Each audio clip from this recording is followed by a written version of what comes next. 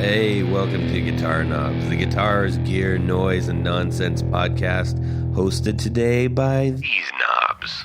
Jared Brandon. Chris Graham. Me, Todd Novak, and our special, super duper special guest, Jeff Schroeder. Yeah, this is Jeff from the Smashing Pumpkins.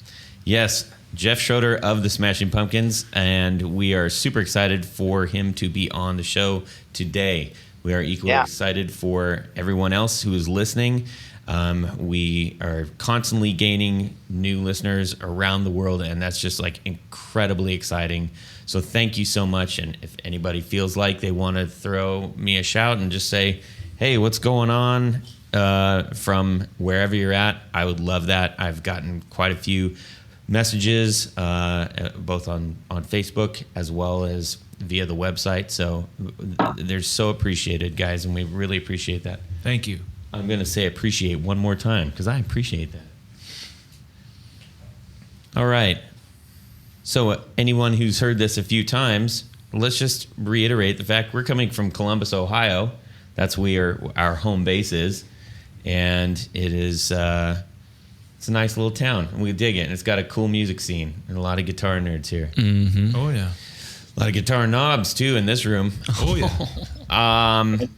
All right, let's get to it. Let's talk about what are a few things that's happened in our guitar worlds this week, starting with Jared. Well, for those of you that have been listening for a long time, for a while, you know that what I do for a living, I build electric guitar pickups. Been doing it for about 10 years.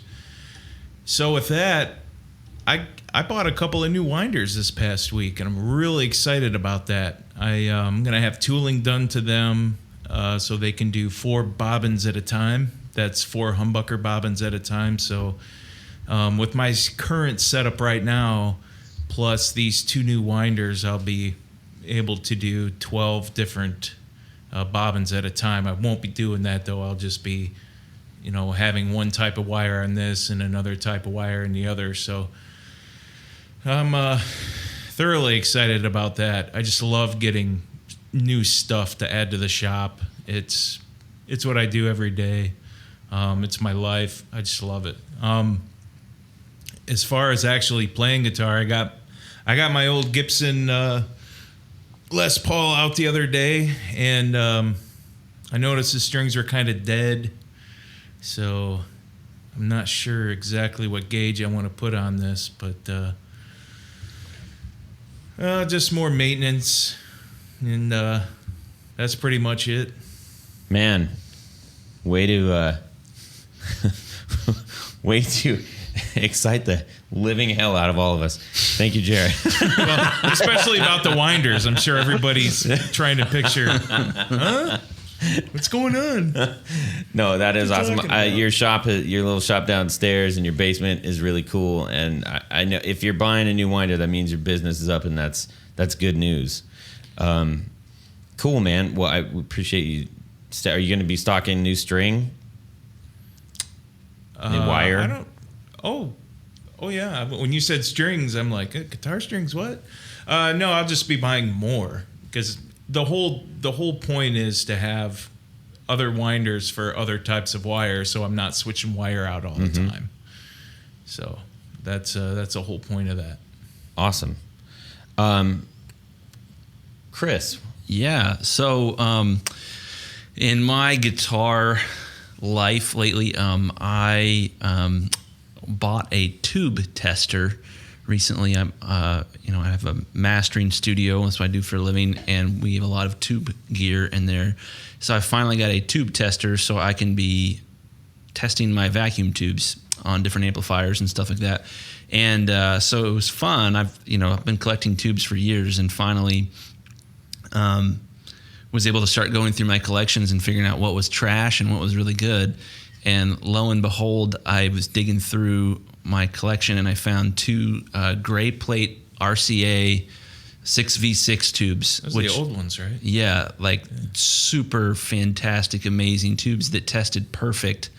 So my main guitar amp is an old Fender Princeton Reverb from the 60s, and those are the right tubes for that amp. So, I mean, I guess so. I guess so.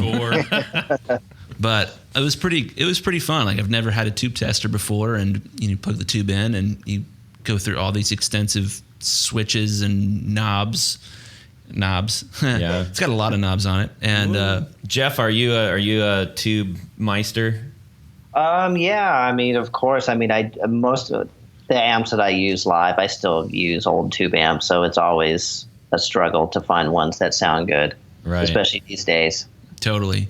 Well, and that's for me. Like I love tube rolling, as I think the term of just swapping different tubes in and seeing, wow, this sounds good and that one doesn't, and finding just that sweet combination of the right preamp tubes and the right inverter tube and the right power tubes and the right rectifier tube. So now it's nice and that there's a dynamic to that where I don't have to just sort of plug it in and listen to see if I like the tube or not. I can tell if like, oh, this one has a short in it and it will explode my amp if I continue to use this. So I see those pop up on Craigslist or quite a few. There's usually one up. Well, there's a guy here in town in Columbus, Ohio, who buys tube testers on eBay and then repairs them and then prints out the manual and resells them. And I bought it directly from him.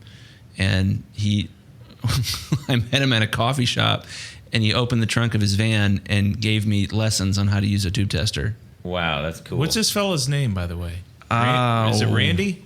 It might be Randy. That sounds familiar. Is he from like South Columbus down 23? Yeah. That guy is a fantastic amp guy. He does all my amps. Big shout to Randy, the fantastic amp guy. Yeah. Vintage Amp Repair is his website, and it's just this big circuitsy, huge website. It's got a little nook, or it's got something in every little nook and cranny on there. It's very busy. But the guy is fantastic when it comes to fixing amps and stuff. He knows his stuff. He was great with the tube tester. It's just been such a relief. Like I've been for years pulling over to the side of the road with my kids in the car when I see like an old organ or something like that, and I'm just like, yoinks, vacuum tubes. Right. Put them in my basement, and now I can actually tell whether it's safe to put it in something or not. No. Yeah. Randy Atkins, I think that's his name. Well, anyway. I don't recall. All right. Well, glad we cleared that up. Jeff, why don't you tell us what's going on in your guitar world today? Guitar world stuff. Well, actually, kind of one thing I want to talk about real quick is a soundtrack that I've been working on. Oh, yeah, man. Lay it on for us. a movie called Where It Begins.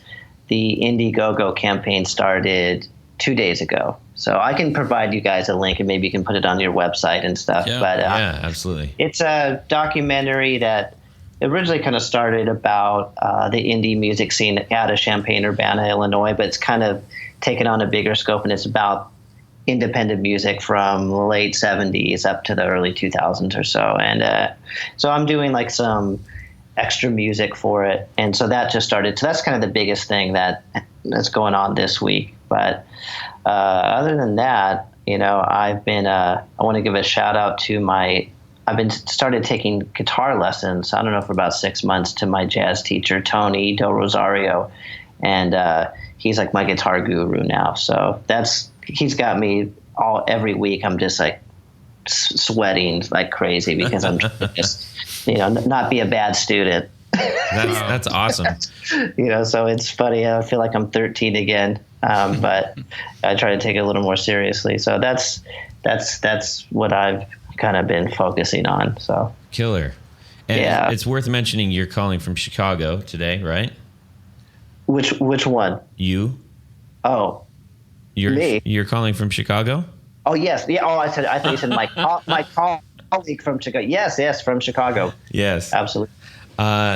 So we're kind of neighbors, basically. Yeah, a little bit. We're Midwest neighbors. Yeah. Yeah. So once we get that link, we'll make sure and get that on your. I found it. Yeah, on your episode. Oh yeah. Okay, you guys found it. Yeah. And I actually, I and Yamaha donated a guitar. That was one of the whatever items you could buy, and actually someone already bought it, so that was really cool. Oh wow, nice. Awesome. Yeah, cool. I was pretty excited about that. Yeah, and we're going to get into your relationship with Yamaha and all the other guitar stuff in just a little bit here. Yeah. So as for me, Well, this week I spent a lot of time getting ready. So I've got a show coming up, and I was just spending time re-gearing, make sure I got all the right pedals and junk that I need, restringing, Testing chords out, doing all the stuff. I'm pretty thorough before a show, and also so one of the things I do is a Clash tribute, and I needed to put some new writing on the guitar, and so to kind of, I think that the flavor of the times is resist, so that's on the guitar now. Awesome. Yeah. So that's what I was doing. Nice, short, sweet, simple, and I'm way more interested in talking to you today, so let's get to this. So now we have our brand new segment called 1, 2, 1, 2, 3, 4 on the floor. This is the 4 pedals that you cannot live without. What are they and why? Awesome. Now this was kind of a tough one to really think about this, but these are in no particular order. They are all important. But the first thing that almost any gig that I have played in the last 8 years, I have either a modified Line 6 M13 or a M9, and I have them modded by Jack Vaughn at JVH3. He's a kind of semi-friend of mine, just corresponded over email, and he's come to a couple gigs. But he does something to the audio path of these that take it into like this other level of really clean, beautiful sound. It really enhances the reverbs and delays in particular. And it makes it like a really great buffer. So if you're doing like a longer cable run, it's really remarkable. So that pedal, one of those, which is kind of a Swiss Army knife type of thing anyway, I use all the time. So that would be one. Second pedal would be the Catlin Bred Bell Epoch delay. And I kind of have that thing on all the time because the just what it does, like the emulation of the preamp of the EP3 is really, really good. And obviously the delay sounds great. And I just love the people at Catlin Bred. Stephanie Howard and the late Nicholas were, kind of friends of mine. And when Stephanie and Nicholas, they'd come to Chicago, I'd take them out to eat and stuff. So it was, really sad when Nicholas passed. But I just love the company he created. And so the Bell Epoch is huge. And I'm really excited for the Bell Epoch Deluxe that debuted at NAMM. I heard it's supposed to be even better. It's supposed to be like the closest you can get to a real Echoplex without actually having one. And is that the deluxe? So that would be the deluxe aspect of that pedal?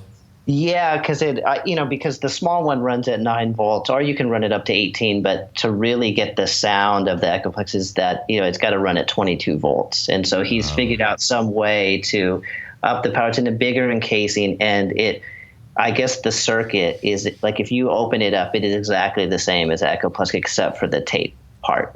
So wow, it's supposed to be really, really great. And I had another brand I had a full tone, the solid state tape echo when that came out like a year or so ago, 2 years ago. Yep. And ended up not keeping it for various reasons, but that was like the real deal. And let me tell you, it's awesome. Like when you play through the real thing, it really does make a difference. So I'm curious to see how this deluxe works. But another pedal that I have to have that's become a mainstay is the Eventide H9. Okay.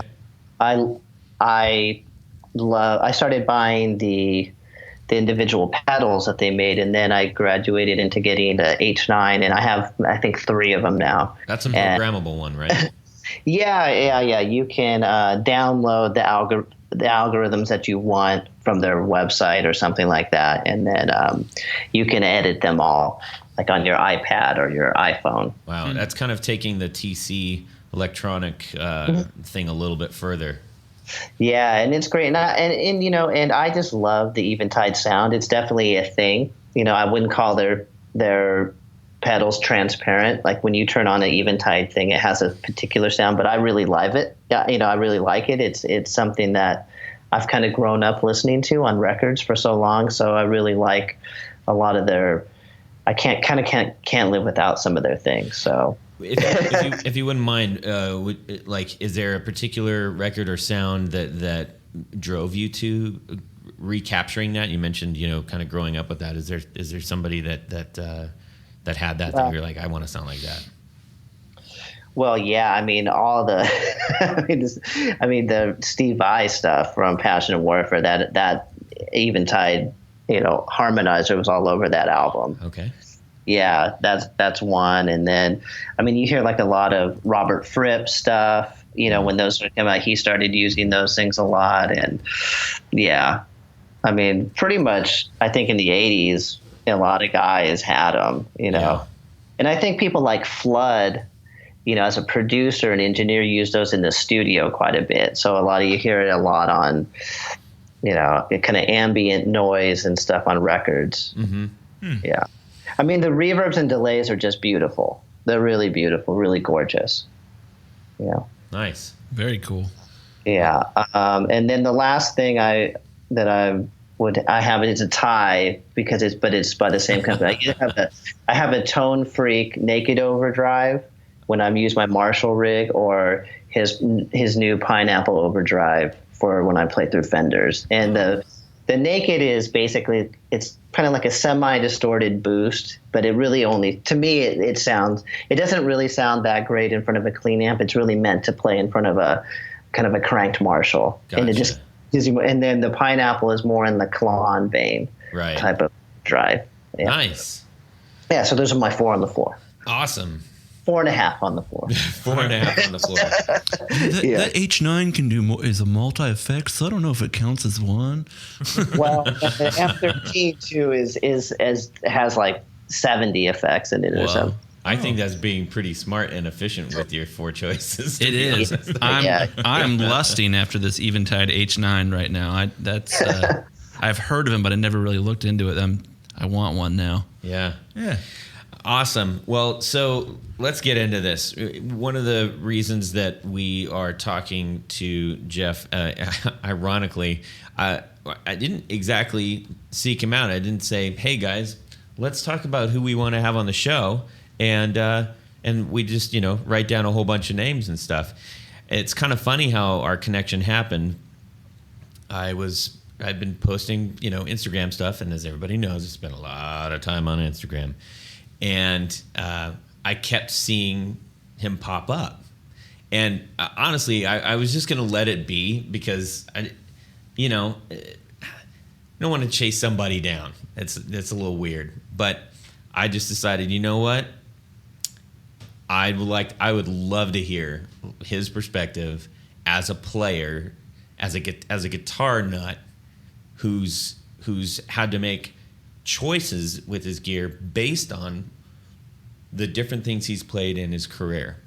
And I thought that'd be a really cool perspective. So I took a chance and we connected, and here you are. And I'm thrilled about that.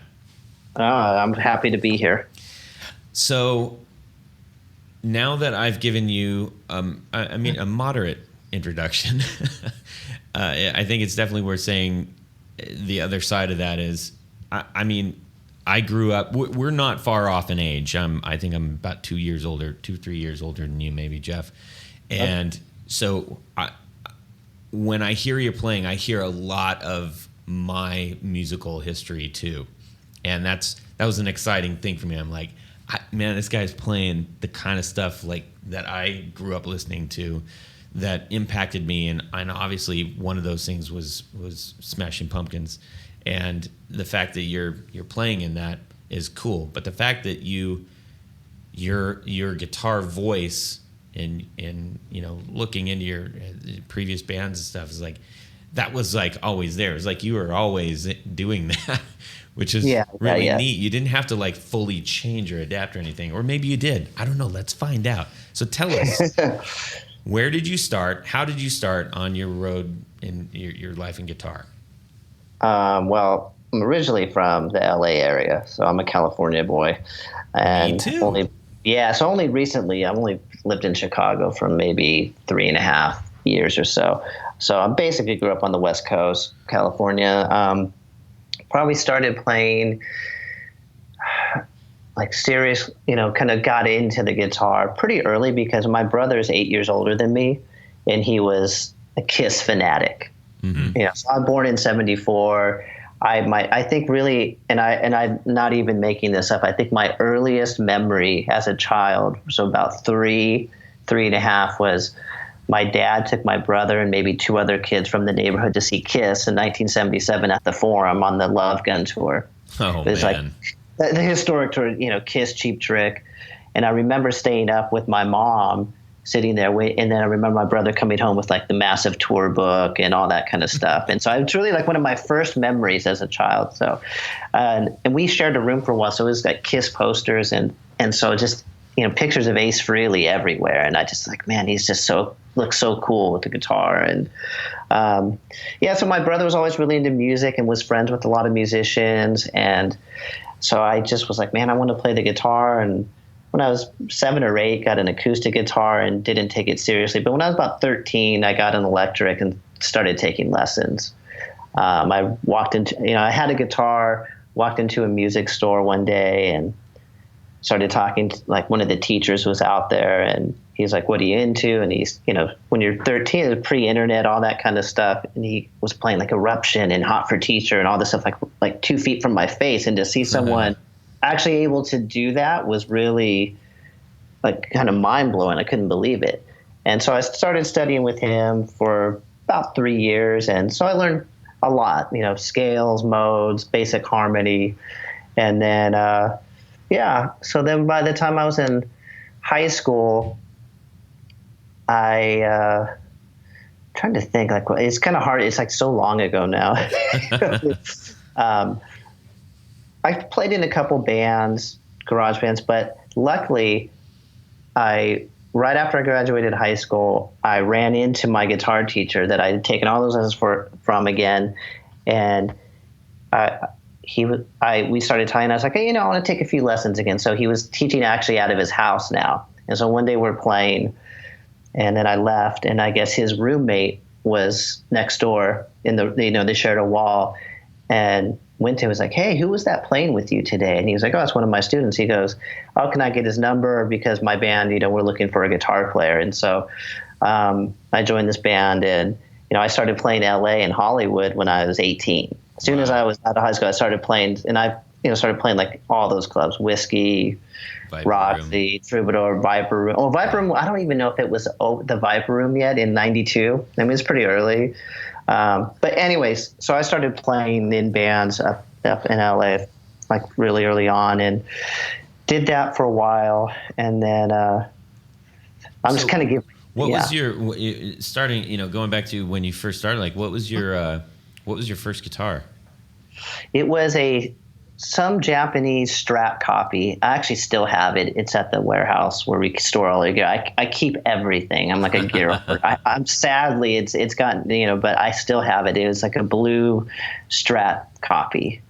You got 3 nodding, smiling heads at you for that. Well, yeah, because I think we all regret getting rid of something in the past. Yeah, we had a whole episode on that. Hang on to it, Jeff. Or in my case, taking it completely apart and not being able to put it back together. The death of my first guitar. Whoops. Yeah, I mean, my first guitar was a Harmony acoustic, from like a catalog Harmony. Yeah. And I still have it. That's awesome. That's so cool. Still have it, yeah. That's rad. Okay, so you joined up with this guy. So he recognized you had a little special way with the guitar. Yeah, and I think in the '90s and alternative music, and what ultimately led me get into the Pumpkins was, it was kind of a weird time because, I started, like I said, I started taking lessons in 1987, and you can imagine what that was like in terms of guitar. The guitar culture of the time was very much hard rock centered, Guitar Heroes, and I loved it. I was very much into those players. I loved all those bands, and was very influenced by that stuff stylistically. But by the time I graduated high school, that world had completely changed. Yeah. And I remember that time. Yeah, and so I was able to be right on that brink, but even when I was in high school, I didn't listen to only hard rock and heavy metal. I listened to all types of things. I was into new wave stuff, and I loved like people like Eric Johnson. I went and saw Eric Johnson. I went and saw Stevie Ray Vaughan and Jeff Beck. Oh, man. So I loved. I mean, I really loved all types of guitar playing.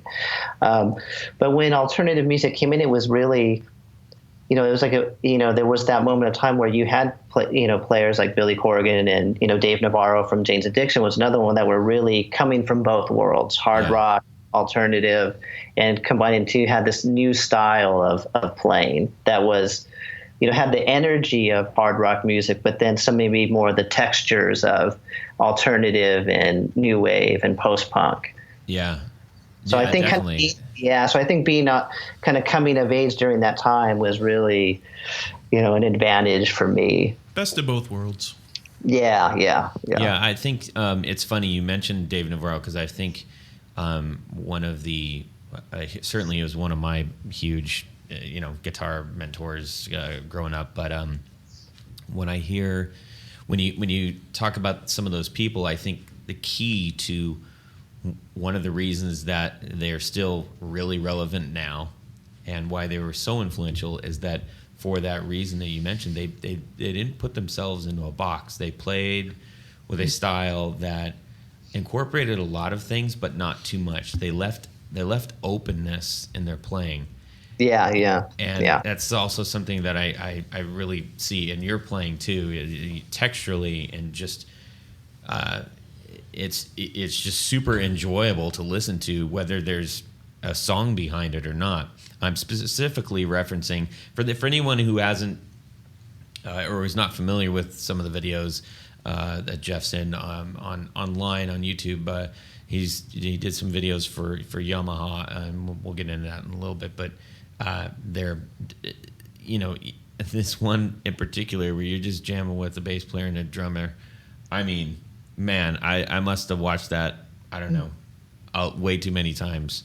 Oh, that's cool. And the interesting thing is, like, I'd never played with those guys. We just showed up and we just, jammed for like 4 or 5 hours, and they filmed a bunch of it and put stuff together. I mean, obviously those guys were top musicians. I mean, they're both great. Yeah. And so that was all your basically playing was so improvised. Open in that. Yeah. Thanks. Yeah, it was fun. I mean, it was just such a awesome opportunity just to play with really good people. And people could just throw ideas out there, be like, okay, let's do that, boom, boom, boom, and then within 10 minutes you're playing stuff. It was cool. Yeah. Wild. So cool.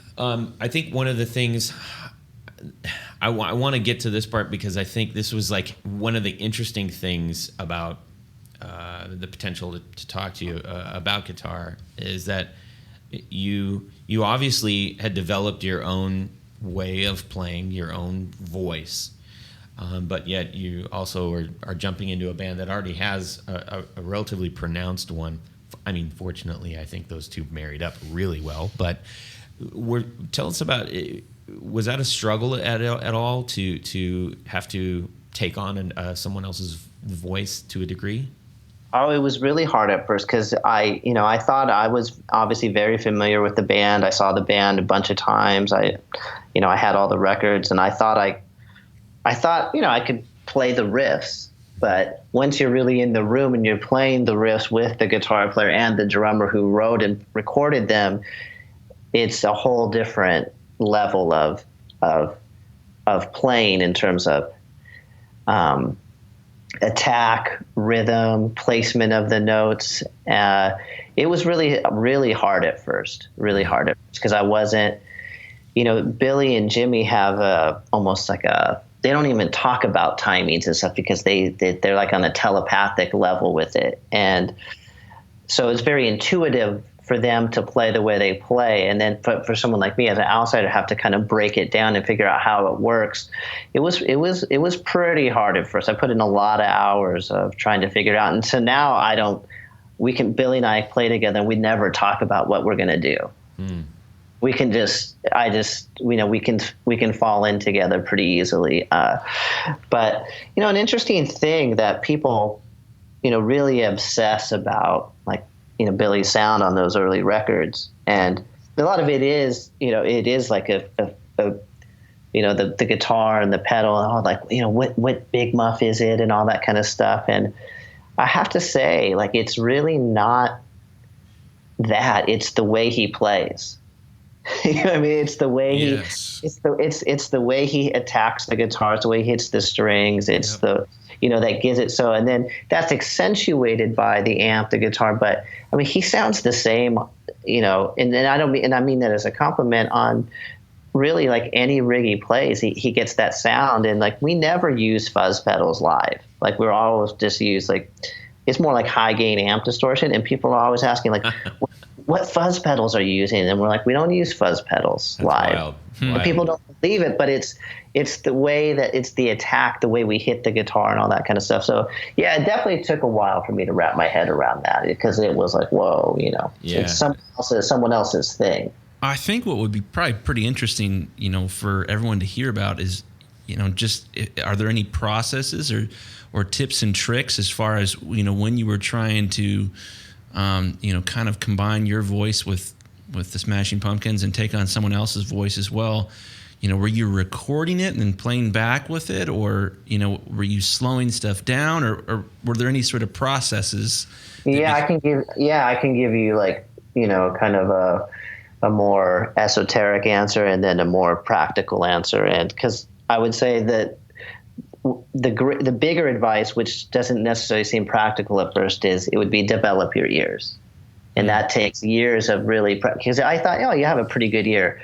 But after playing with the band for a long time, I realized like, man, like my listening, my ability to hear things and not only hear myself how I'm playing with the band, but hear yourself kind of outside of that context while you're playing is really what great musicians are able to do.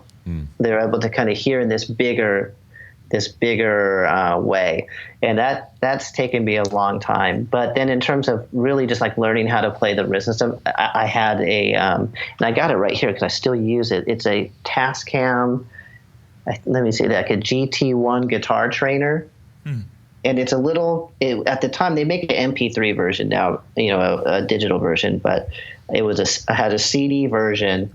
Or I have one, and you can put a CD in, and you can loop sections of songs and slow it down. And so I could really like slow things down to half speed, but it doesn't change the pitch. Oh wow! Yeah, so that's awesome. So you could sit there and just loop a guitar riff over and over and over until you could just get it and get the nuances of the riff with the drums perfect. So to me, that's to this day is still a invaluable tool. I mean, when I'm trying to learn things or learn solos or learn other people, other songs or other parts, I still use that. That's like I think that transformed my guitar playing more than anything else. No kidding. And let's reiterate that product real quick. Yeah, let me see if I can grab it here without disconnecting. Yeah, here is the Tascam GT1 portable CD guitar trainer.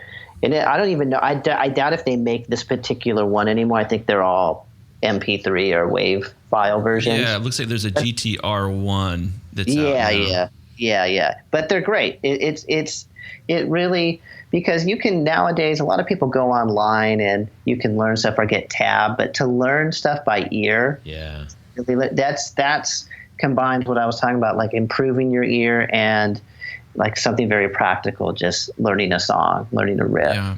Well, that's super interesting. I feel like, not to be too fanboyish here, but like I can't imagine many bands that'd be more difficult to join. So I'm going to perpetuate, the tone and the, intricacies of the arrangements that they have, that they're going to be playing every night. Well, especially with the mythical nature of those recordings, he's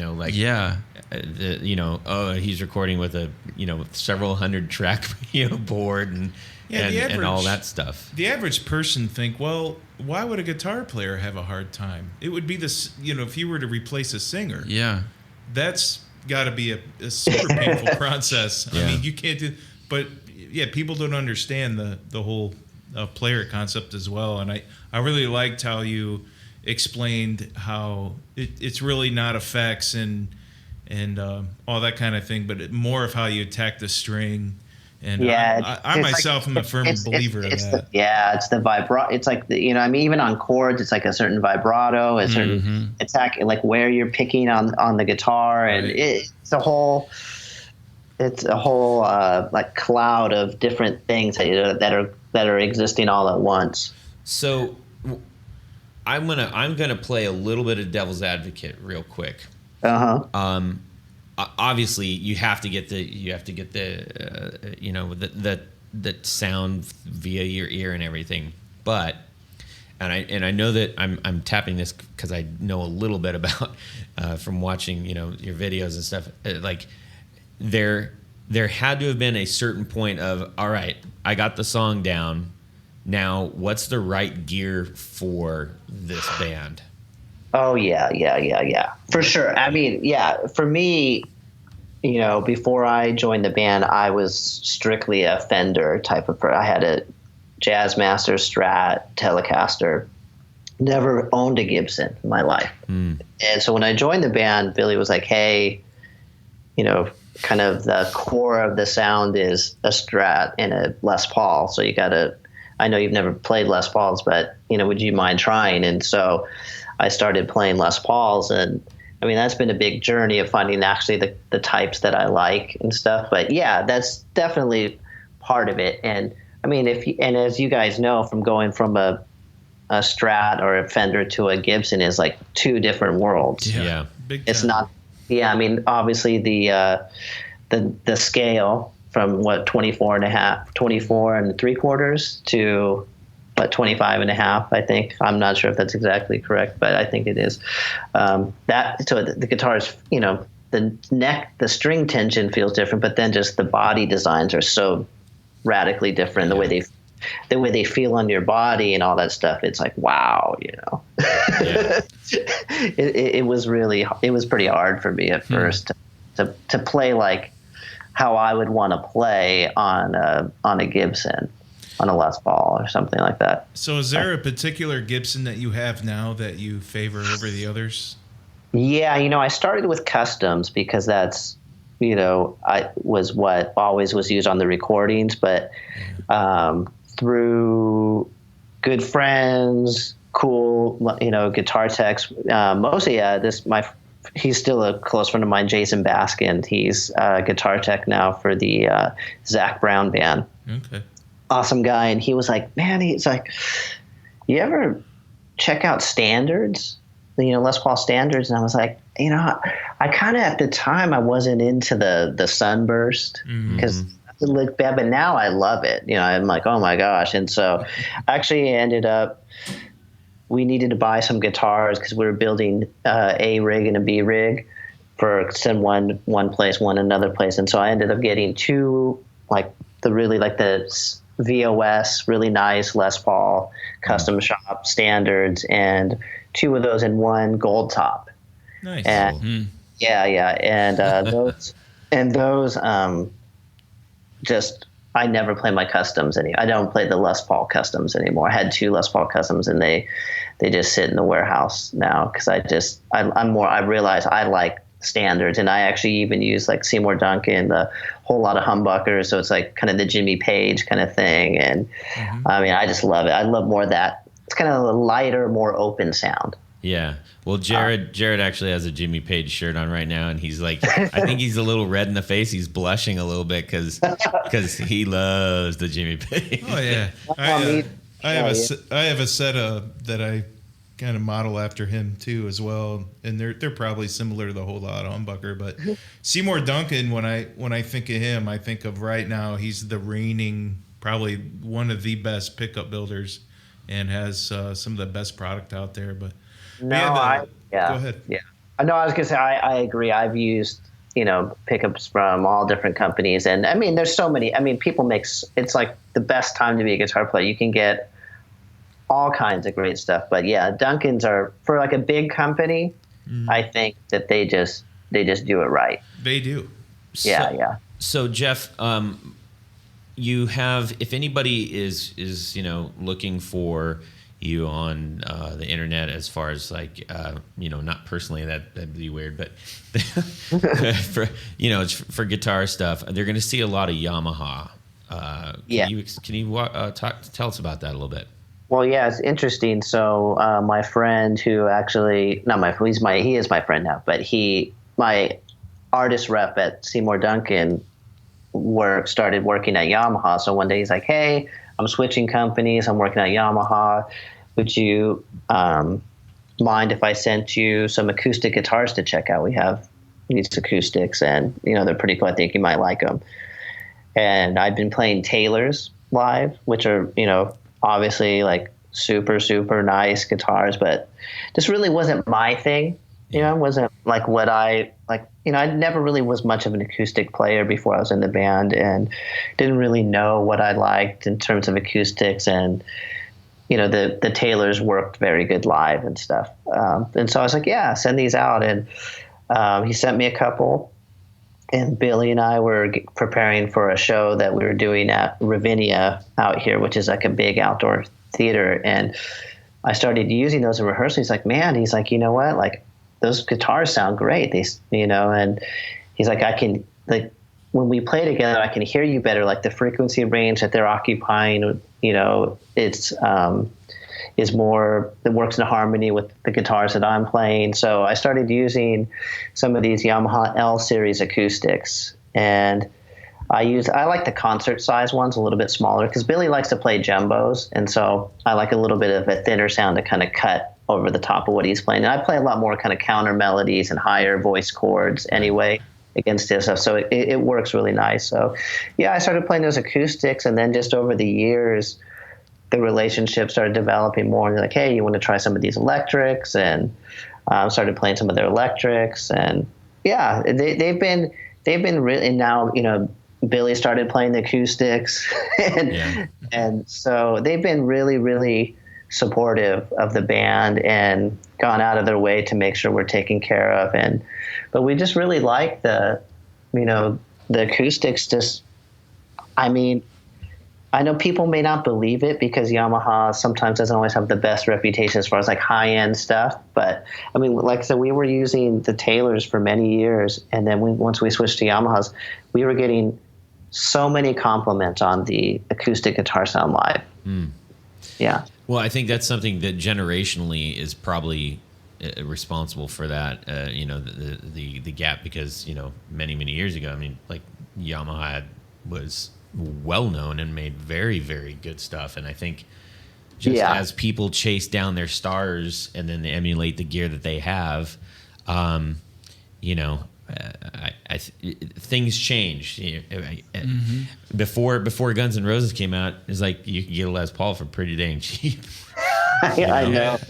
And then after, forget it. So it goes in waves where people tend to gravitate. Right now, everybody's mental about offset guitars, and who knows how long that'll last. Go ahead. I have a Yamaha pedal that I have that my dad bought like brand new in 1986. I still use it today. It's never broke. It's a good quality product. I've never had a problem with Yamaha at all. Yeah. No, it's funny because, the thing is they, I think as a company, they don't very often take advantage of their past in terms of I think there's a few very, iconic pieces of gear that they've made that people really still want, the FG, well, the NS10s and the FG180 acoustic, which actually they did an anniversary model, and they actually gave me one, which is really cool. But I think if they reissued something like that, people would be really into it, because that's, Elliott Smith played that, and a lot of artists like gravitate towards that acoustic. It's a cool guitar. So gear is super good. We all acknowledge that, and I think we all would want a glimpse into your warehouse. That sounds awesome. No, it is. It's pretty insane. Yeah, I have to say, yeah. So let me continue on this thread real quick here. So we mentioned how you had to you cultivated your own voice, then came into something that you had to adapt to a little bit. at a certain point, I would imagine that your voice would become to be much more prevalent as the band progresses. And I had a question from one of our listeners, Ron Brenne, and I just want to reference it real quick. He said, most guitarists, new and experienced, have this preconceived notion that they need to discover their tone. This is great and all, but something that has been pretty liberating for me as a player is to let go of the idea that I need to find one specific tone that defines everything about my playing, et cetera, down to basically don't get caught up in chasing one tone, but rather look for different tones that inspire you and build from there. That seems like that would be the kind of thinking that would play into, okay, how is you, Jeff, and Pumpkins dovetailing, and then how do you gain your own voice? Can you do you want to address that at all? Yeah, it's funny. I think that when I was younger, I somehow got into more of the framework of having many sounds, and I still do to a certain extent. Really having to and with the Pumpkins gig, I have to really cover a lot of sonic territory, and so I think more come from that mindset of not having like the one sound. But as I kind of get older, I really respect players who kind of worked more within that framework, because I think one of the, as much as, and I love gear, and I know you guys, and I'm actually interested in hearing your guys, all your perspectives on this, is as I feel like as in terms of gear and tone, we're really in an unprecedented age where you have the whole history of guitar tone literally available to you. You can get some form of emulation of almost everything, whether it's a digital modeling type of emulation or a pedal like the Bell Epoch Deluxe, that really you have access to these things that were pretty hard to get for a long time. That only certain people could get. And I guess nowadays I get a little bit of like gear anxiety or something. I don't know. Yeah. There's so much, and I can like over obsess about what I'm using. Yeah. And think, is there something better out there? Is there, and then when I think about a lot of the players that we all really know and love, they were using pretty simple things, tube screamers, electro-harmonics pedals, MXR stuff, because, really there wasn't a lot available in the 70s or 80s compared to now. Right. Comparatively. I think an interesting thing with that is, I was thinking this the other day, like you look at how many pedals came out at NAMM this year. I almost wonder if we're kind of on the edge of a pedal bubble. There's a pubble, if you will.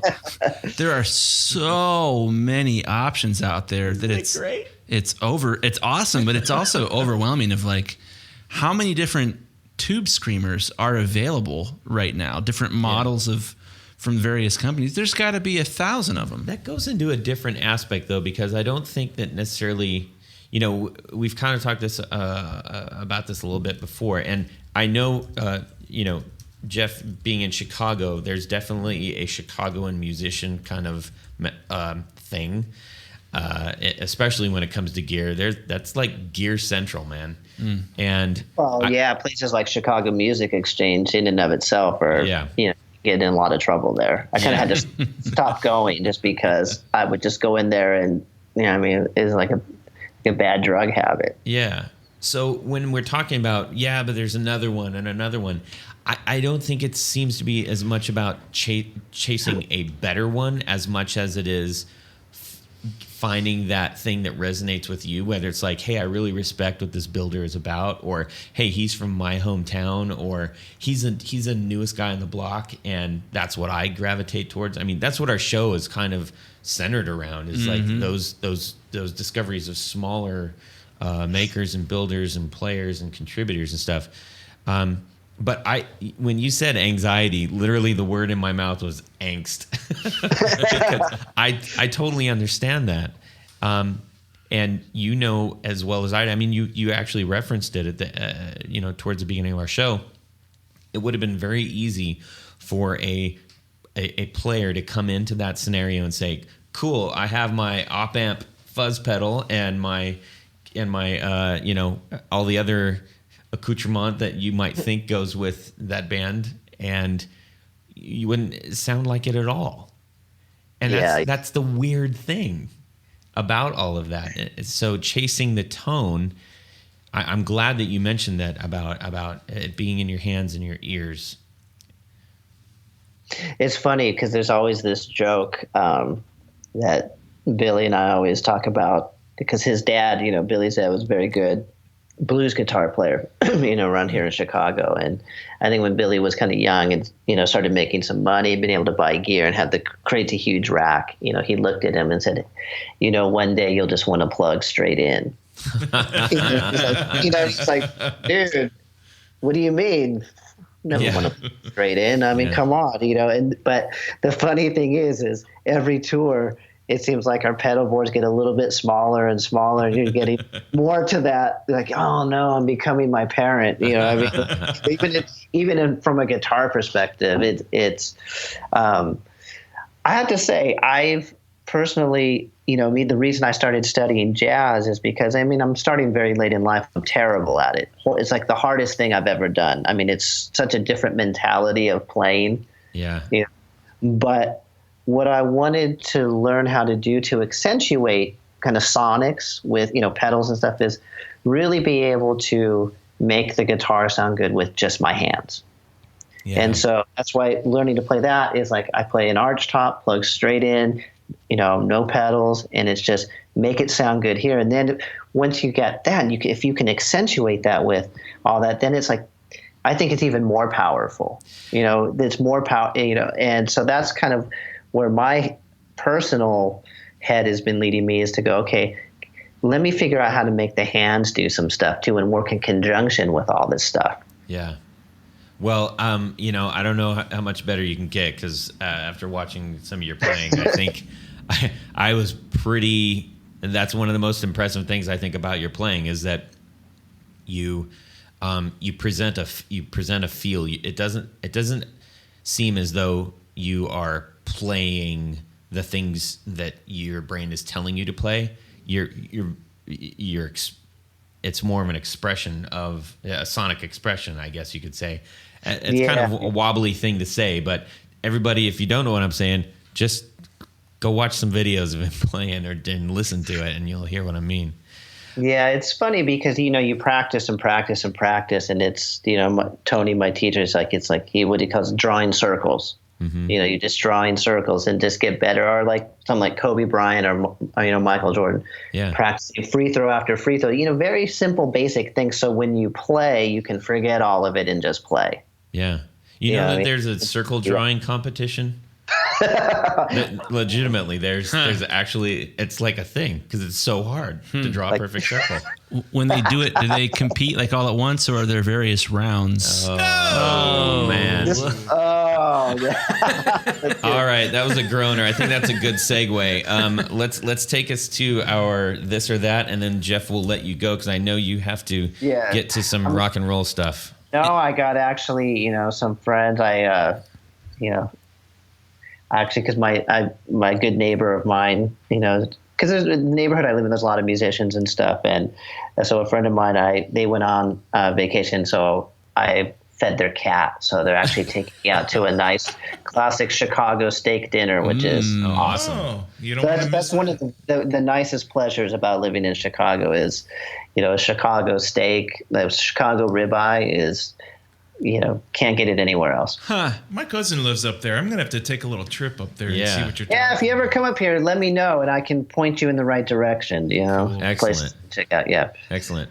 All right, Chris, let's get to this. We're going to play basically the game Would You Rather, but with one question, and we'll discuss. And one answer. Would you rather have a magic portal in your room that you can reach into and pull out any piece of gear ever, literally ever? You could pull out Charlie Christian's guitar or whatever, or a magic portal that you can jump through and go to any concert in history.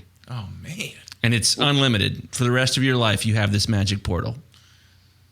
But you have to choose one or the other. And One or that's the it. other. Yeah. And you're stuck with that one portal, and the That's other the one's would you long. rather part of this. Yeah. All right, Jeff.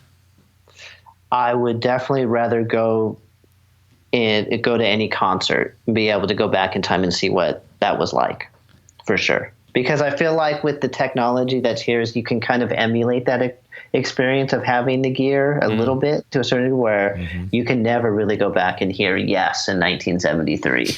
Yeah, I mean, I want to hear or hear Good one. or hear Van Halen 76 at the Whiskey. You know what I mean? They're still a club band. I mean, I would love to hear what that sounded like. Oh yeah. Speaking Jared. of Yes, was that a callback to the circle? The circle roundabout. Oh, man. I'm sorry. That's brutal. Even grammed super us nerds again. just Sorry, died. I'm sorry. My fault. Okay. I couldn't resist. It was like right there for the taking. Okay. I would rather have the portal myself. Well, you get a portal. Well, let me continue here. I would rather go into the portal and go to the concert. Okay. I'd rather go to and I know a lot of people will choose this, but I have to go to one of the Madison Square Garden Led Zeppelin shows in '73. Yeah. I want to be front row, and I want to just see the sweat pouring off their faces.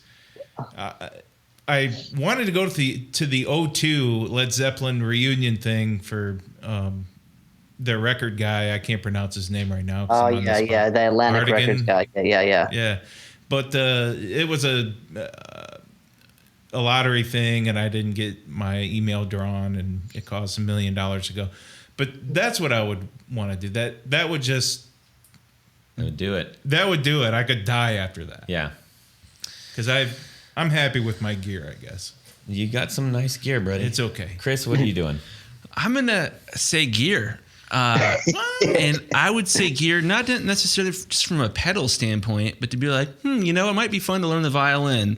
Yoink's Stradivarius from 1750. Like you just reach in and grab, something fresh, like out of Leo Fender's hands from, a 1949 Telly that's then brand great. new. So the Screw the rest of this value for the rest of the time. Well, You're messing with the space-time Big value. continuum. you were man. messing with the space-time continuum, but just to like pull something out that was ridiculous like that, like the world's best Steinway piano would be heavy, and to sit down and just have a few hours goofing around with something that was, the best of any, I would rotate the instruments I was pulling out Interesting. a lot. I remember it's how you play them. Yeah. Yeah. To a degree. I'm gonna go with the concert one. I love gear, but I think Jeff, you made a very good point of you could pretty much get like I could reach through and grab Joe Strummer's guitar, which would make me cry, but I can come pretty close, but I could never go back and see him, and that would be something special. So, all right, well, we're gonna let Jeff go get some steak, man. Awesome. I had it. You know what? I had such a great time. Blew by. Like I can't believe an hour just went by. Right? It's totally fun. Yeah, super, man. Well, listen, you are welcome back anytime if you got something new that you want to talk about, or whatever. If you just want to shoot the gear crap with us, it's an open door for you. Oh man, that'd be portal, great. if you will. I'm just as invested in this stuff as you guys. I mean, I'm like I said, I have gear anxiety. So Well, cool. I really appreciate, on the behalf of all of our listeners around the world, that we really appreciate you taking your time and nerding out on the gear with us. So yeah. with that, I think there's nothing else except to subscribe. Yeah. Well, that's it for these knobs. Please visit us at our website at theguitarknobs.com for episodes, news, and guest profiles. You can get all social with us on our Facebook group at facebook.com/groups/guitar knobs. Give us a tweet at guitar_knobs. And check out our gallery on Instagram at Guitar Knobs.